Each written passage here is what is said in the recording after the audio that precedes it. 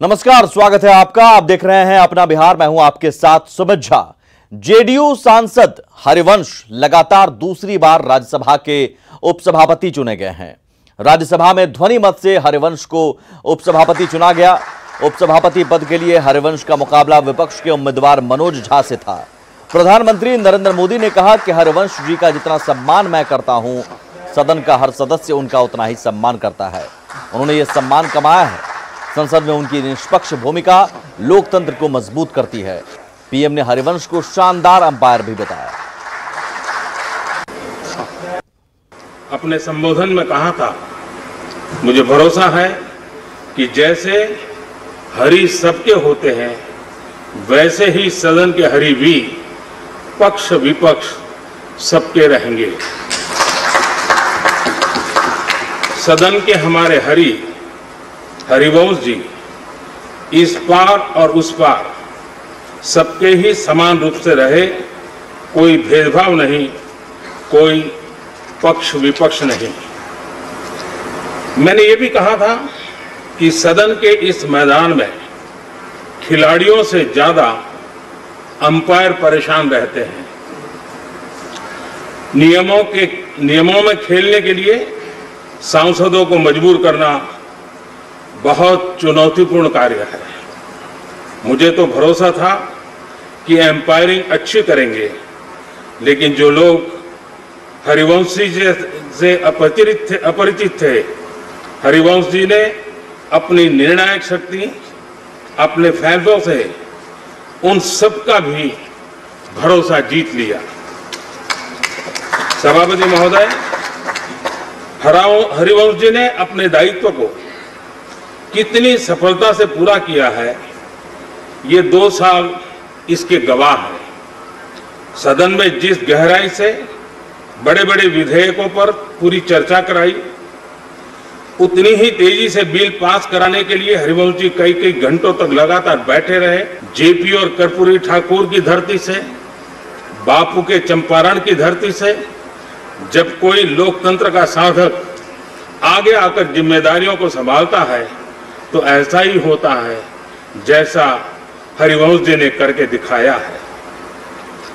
जब आप हरिवंश जी के करीबियों से चर्चा करते हैं तो पता चलता है कि वो क्यों इतना जमीन से जुड़े हुए हैं। उनके गांव में नीम के पेड़ के नीचे स्कूल लगता था, जहां उनकी शुरुआती पढ़ाई हुई थी। जमीन पर बैठकर जमीन को समझना, जमीन से जुड़ने की शिक्षा उन्हें वहीं से मिली हुई थी। हम सभी ये भली भांति जानते हैं कि हरिवंश जी जयप्रकाश जी के ही गांव सीता बदियारा से आते हैं। यही गांव जयप्रकाश जी की भी जन्मभूमि है। 2 राज्यों उत्तर प्रदेश, बिहार के 3 जिलों आरा, बलिया व छपरा में। आगे बढ़ते हैं। समाजवादी नेता और पूर्व केंद्रीय मंत्री रघुवंश प्रसाद सिंह को वैशाली स्थित उनके पैतृक गांव में अंतिम विदाई दी गई। रघुवंश प्रसाद को अंतिम विदाई देने के लिए जनसैलाब उमड़ पड़ा था। पटना से बिहार सरकार के मंत्री नीरज कुमार, जय कुमार सिंह, नेता प्रतिपक्ष तेजस्वी यादव, आरजेडी विधायक भोला यादव, एमएलसी सुनील कुमार सिंह सहित आरजेडी के कई नेता वैशाली पहुंचे। मुकेश मंत्री हैं, पूर्व सांसद साधु यादव हैं, तमाम लोग यहाँ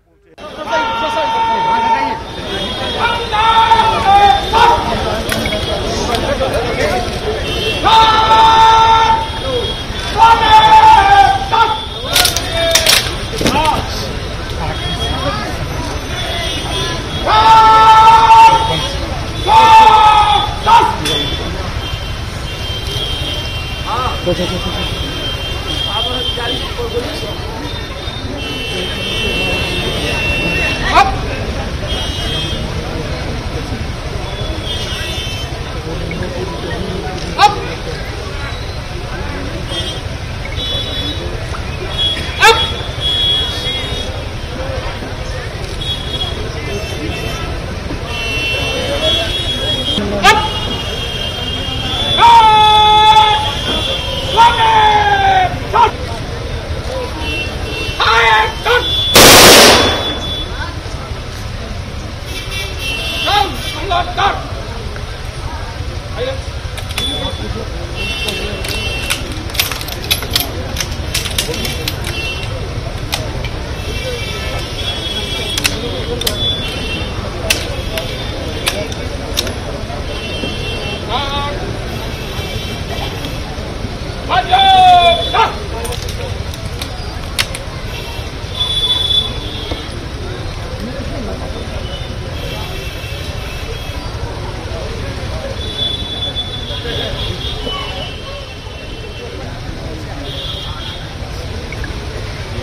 तो राजकीय सम्मान के साथ अंतिम संस्कार किया गया, सलामी दी गई और पूरा वैशाली मानो हसनपुर घाट पर मौजूद हो।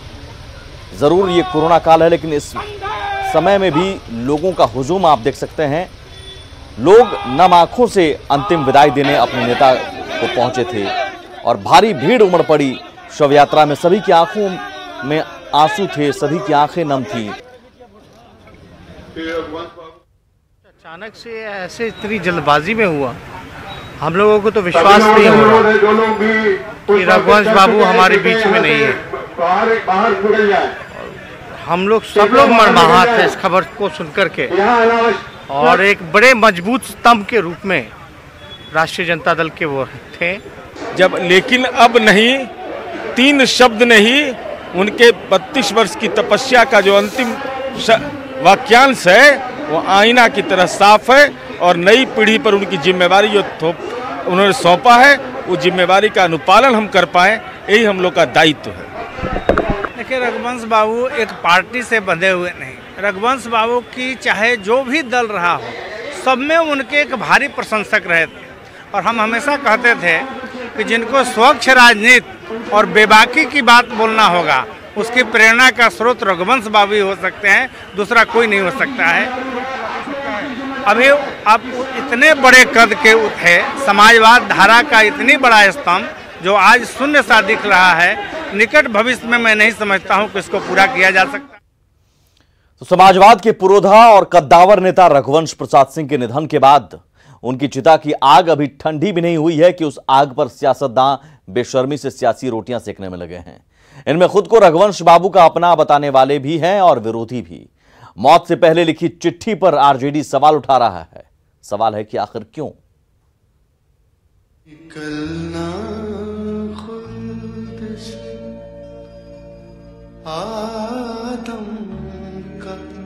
सेवा में राष्ट्रीय अध्यक्ष महोदय, रिम्स अस्पताल रांची। जननायक कर्पूरी ठाकुर के निधन के बाद 32 वर्षों तक आपके पीछे खड़ा रहा, लेकिन अब नहीं। पार्टी नेता, कार्यकर्ता और आमजन ने बड़ा स्नेह दिया। मुझे क्षमा करें। सादर, रघुवंश प्रसाद सिंह।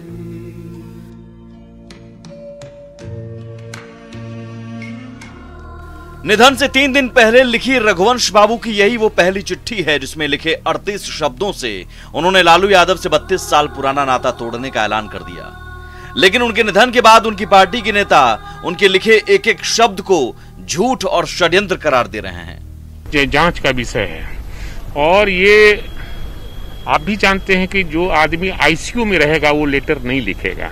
जो चिट्ठी का मामला है वो कहीं न कहीं इसमें लोग राजनीति कर रहे हैं। जो सत्ता पक्ष के लोग हैं कहीं न कहीं इसमें राजनीति कर रहे हैं। वहीं आरजेडी के सुर में सुर मिलाते हुए सहयोगी पार्टी कांग्रेस के नेता भी रघुवंश बाबू की लिखी चिट्ठी पर सवाल उठा रहे हैं। ऐसा हो नहीं सकता है कि सडनली जब वो आईसीयू में चले जाएं और इस तरह का जो चिट्ठी प्रकरण है इसकी घोर निंदा होनी चाहिए। वहीं आरजेडी की ओर से चिट्ठी पर उठाए सवाल को लेकर सत्ता पक्ष हमलावर है। जीवित थे, उनकी सुध नहीं ले रहे थे और उन्होंने अपनी भावना दुनिया के पहले लोकतंत्र वैशाली के प्रति किया। उन्होंने इस संदर्भ में अपनी बातें रखी, उसके बाद अनर्गल टिप्पणी कर रहे हैं। उनको एक लोटा पानी समुंदर में बताकर फेंकने की बात तेज प्रताप ने की। जीते जी तो बेइज्जत किया, अब मरने के बाद उनकी विद्वता को, उनकी लेखनी पर सवाल उठा रहे हैं। एक तरफ रघुवंश बाबू की लिखी चिट्ठी पर उनके ही पार्टी और सहयोगी दल के नेता सवाल उठा रहे हैं, तो नीतीश को लिखी गई उनकी चिट्ठी में की गई मांगों को सीएम नीतीश कुमार गंभीरता से ले रहे हैं, जबकि पीएम मोदी ने भी रघुवंश बाबू के अधूरे सपनों को पूरा करने का संकल्प लिया। साफ है, रघुवंश बाबू को जीते जी न पार्टी नेताओं ने सम्मान दिया और अब उनके निधन के बाद भी उनकी चिट्ठी पर सवाल खड़ा किया जा रहा है। Bureau report, news 18। राजनीति में टाइमिंग का बड़ा महत्व होता है। समय सही ना हो तो छोटा बयान भी भारी पड़ जाता है। तेज प्रताप के साथ भी कुछ ऐसा ही है। रघुवंश बाबू को एक लोटा पानी कहते हुए तेज ने जो बयान दिया था वो भारी पड़ता दिख रहा है। अब रघुवंश बाबू इस दुनिया में नहीं रहे, लेकिन तेज प्रताप को विपक्ष ने निशाने पर ले लिया है।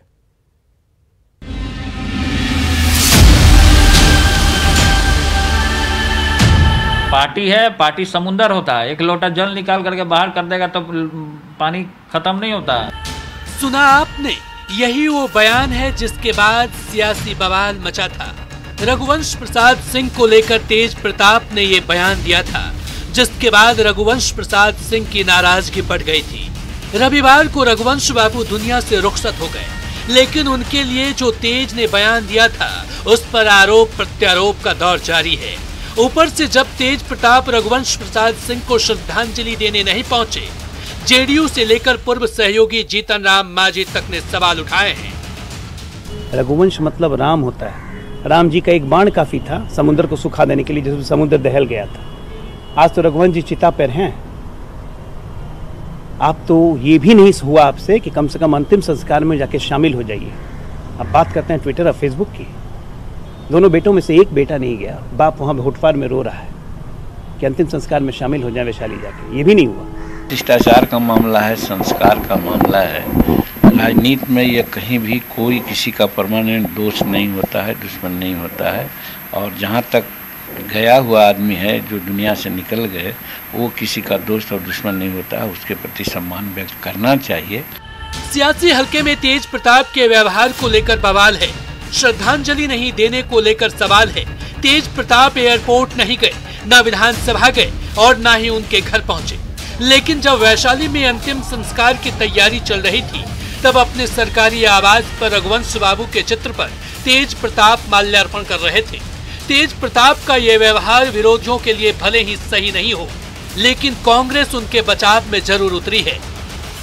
आरजेडी के नेता तेज प्रताप जी नहीं है। आरजेडी के नेता और विपक्ष के नेता तेजस्वी यादव जी हैं, राबड़ी देवी जी हैं, और दोनों सम्मान पूर्वक उनके श्रद्धांजलि देने के लिए एयरपोर्ट से विधान परिषद तक गए।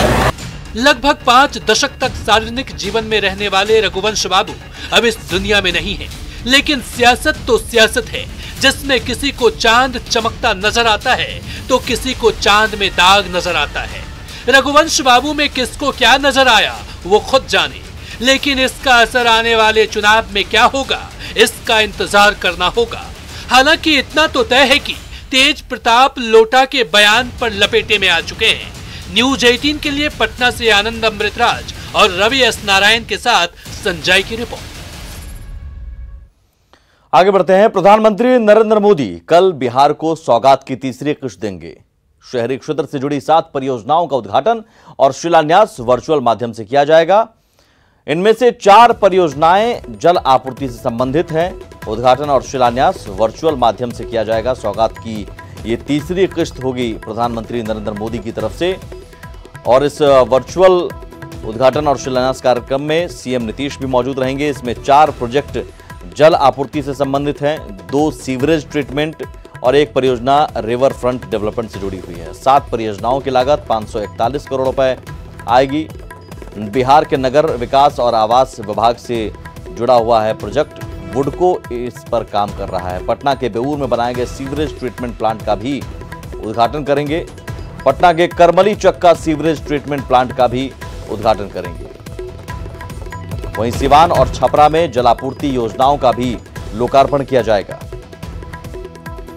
सिवान और छपरा शहर में 24 घंटे पीने का शुद्ध पानी मिलेगा इस योजना के उद्घाटन के बाद। वहीं मुंगेर में भी योजना का शिलान्यास किया जाएगा। जलापूर्ति योजना का मुंगेर शहर को पाइपलाइन के जरिए शुद्ध जल उपलब्ध होगा। बीजेपी के बिहार चुनाव प्रभारी देवेंद्र फडणवीस ने सीमांचल के जिलों का दौरा किया। एक बार फिर उन्होंने कहा कि नरेंद्र मोदी ही बिहार का विकास करेंगे। देवेंद्र फडणवीस ने कहा कि एनडीए में कई लोग आएंगे और सीट शेयरिंग सम्मानजनक तरीके से होगा।